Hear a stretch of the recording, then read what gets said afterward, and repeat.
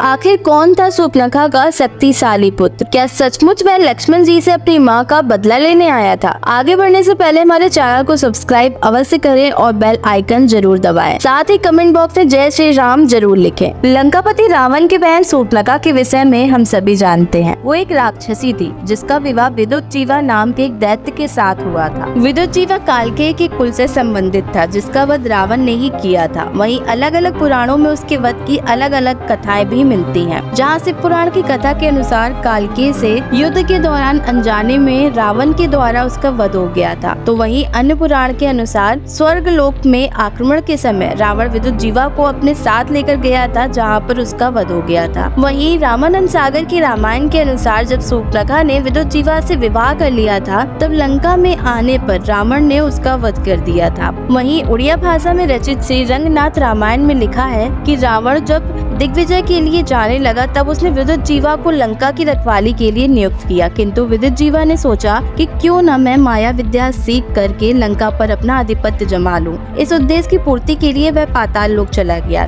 जब रावण को इस विश्वासघात का पता चला तब वह क्रोध में आग बबूला होकर पाताल लोक चला गया और खड़ग के द्वारा ही उसका वध कर दिया। शूर्पणखा ने जम्बूमाली नाम के एक पुत्र को जन्म दिया था जो कि स्वभाव से एक राक्षस ही था। जब जम्बू बड़ा हुआ तो उसने अपने पिता के बारे में शूर्पणखा से प्रश्न किया। शूर्पणखा से ये जानकर कि उसके पिता का वध स्वयं उसके मामा ने किया है, वो अत्यधिक क्रोधित हो गया और रावण के वध के लिए वह तप करने के लिए जंगल में चला गया। उसने सोचा कि ब्रह्मा जी तो वर देंगे नहीं और शिव जी रावण के इष्ट देव हैं, साथ ही विष्णु भगवान पता नहीं कब प्रसन्न हो। ये सोचकर कि ये सभी देवता सूर्य देव में निवास करते हैं, उसने स्वयं सूर्य देव की आराधना करने का निश्चय किया और वन में घंघोर तप किया। चिरकाल तक तपस्या करने के उपरांत उसका शरीर बांस के जुड़मुट से ढक गया। तब सूर्य देव ने आकाश मार्ग से एक दिव्य खड़ग भेजा। संयोगवश ठीक उसी समय भगवान श्री राम को वनवास हो चुका था और वे लक्ष्मण जी और माता सीता के साथ वन प्रवेश के लिए पंचवटी आ चुके थे।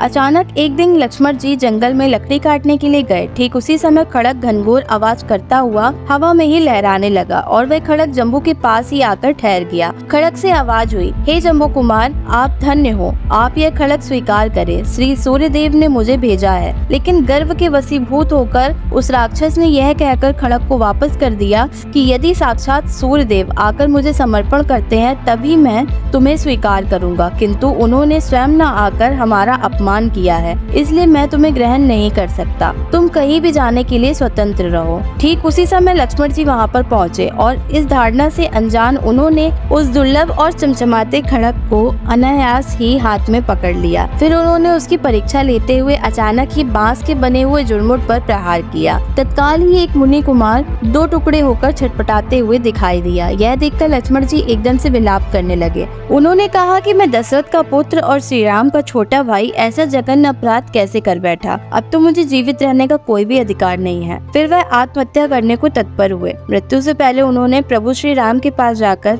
अपना अपराध स्वीकार करने का निश्चय किया। वे श्री राम के पास पहुँचे और सारा वृतांत प्रभु को सुनाया। प्रभु भी चिंतित होकर कुछ सोचने लगे। तभी कुछ देर बाद ही कुछ मुनियों का एक समूह वहाँ पर उपस्थित हो गया और फिर क्या था, मुनियों ने पूरी कथा वृतांत के साथ श्री राम को सुनाई। उन्होंने प्रभु श्री राम को ये भी बताया कि वह ब्राह्मण या मुनि कुमार नहीं थे, अपितु एक राक्षस कुमार जम्बूमाली था।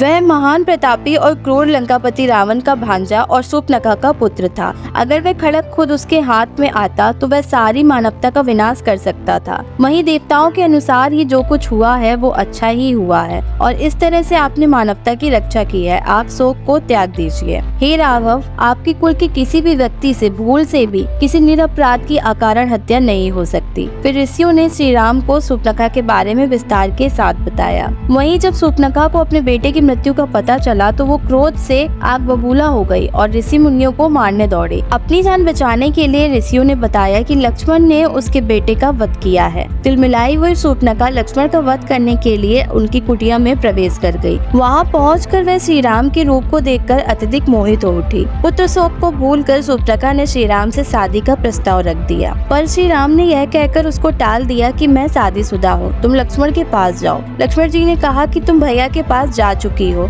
इसलिए मैं तुम्हारा वरण नहीं कर सकता, अतः तुम उन्हीं के पास जाओ। इस तरह बारी बारी से एक दूसरे के पास भेजने से तिलमिलाई हुई शूर्पणखा माँ सीता को मारने दौड़ी। तब उसका यह कृत्य देखकर लक्ष्मण जी ने उसकी नाक काट दी, जिससे जिससे आगे चलकर रामायण के युद्ध और राम रावण के युद्ध की नींव रखी। कहते हैं शूर्पणखा का वह बेटा यानी कि जम्बूमाली बेहद ही शक्तिशाली था। उन्होंने सूर्यदेव की कठोर तपस्या की थी ताकि उनको सभी देवताओं का ऐश्वर्य प्राप्त हो सके और इसलिए वह खड़ग उन्हें भेजा गया था। लेकिन कहते हैं ना कि यह सब भगवान की लीला है, जिस कारण ही उसने वह खड़ग स्वीकार करने से मना कर दिया था। उसी खड़ग से लक्ष्मण जी ने भूलवश उसी का वध कर दिया। शूर्पणखा के बेटे का जिक्र हमें वाल्मीकि रामायण या फिर तुलसीदास द्वारा रचित रामचरितमानस में नहीं मिलता है। शूर्पणखा के बेटे की यह कहानी हमें रंगनाथ रामायण में मिलती है। दक्षिण भारत की रामायण में भी शूर्पणखा के बेटे का जिक्र मिलता है।